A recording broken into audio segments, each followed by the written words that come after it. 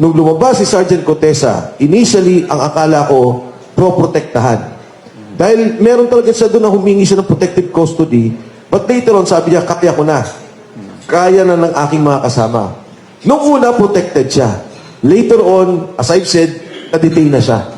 At naparitract na nila yung affidavit. Binidyo pa nila.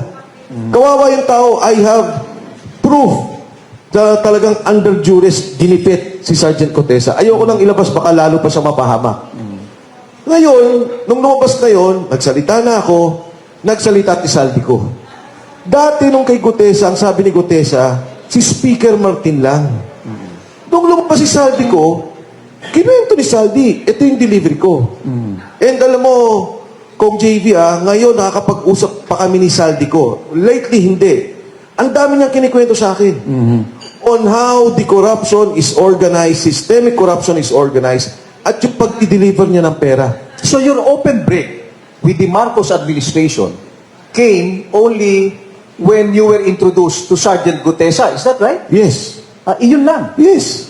Prior to that, Tahimik you lang were ako. not critical of the Marcos Well, administration. napapansin ko na. Oo. May mga mali Pero na. hindi ka nagsasalita. Hindi ako nagsasalita. Tahimik lang ako. Like many other Filipinos. Tayong lahat. Tahimik lang. Pero nung tinira nila na si Gutesa, yun na, openly. Pero kung Mike, matanong ko lang, do you know where Sergeant Gutesa is right Ang huling pagkakalam ko kung JV, ang sabi sa akin ng mga kasama, safe daw siya sa probinsya, sa isang probinsya. now? Okay. So hindi ko na inalam. Ang sabi nila, okay naman siya. Kasi yun lang naman ang akin eh. Alam mo, syempre, konsensya ko rin. Kaya nga yung 18 Marine, sabi ko, hindi ako papayag na magawa ninyo yung ginawa ninyo kay Gutesa. You have no intention to assist Sergeant Gutesa to come back to the Blue Ribbon Committee to testify. Ang hirap kong JV na i-trigger yon kasi hindi ko alam kung sino nakapaligid sa kanya. Okay. Baka mamaya, kunyari na, mag-file tayo sa korte Oo. ng writ of amparo o writ of habeas corpus. Baka may matrigger na hindi natin gusto eh. Mas gusto ko ng tahimik na lang. So, for all intents and purposes, yung issue ni Gutesa is now a set-aside issue. Wala na yan.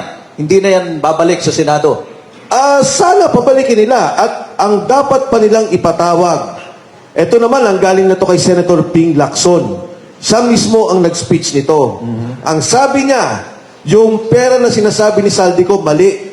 Yung perang yon ay delivery ni Adrian Bersamin at saka ni Yusek Traigib Olaybar. At ang sabi nila, yun daw ay 8 billion pesos. Okay. Senator Ping ang nagsabi. At ngayon ko lang po sasabihin, yung 1.2 billion pesos na kay Yusek Traigib Olaybar pa. Alam niyo ho, may dalawa silang armored van nakaparada sa Diamond Hotel. Doon ang delivery, doon ang nag-iipon. Nagkataon, gumuli yung issue, kaya po may 1.2 billion pa na doon na nakatago sa kanya. Okay. Kaya kung JB, hanapin natin to. Alam mo, ako- sayang yung pera.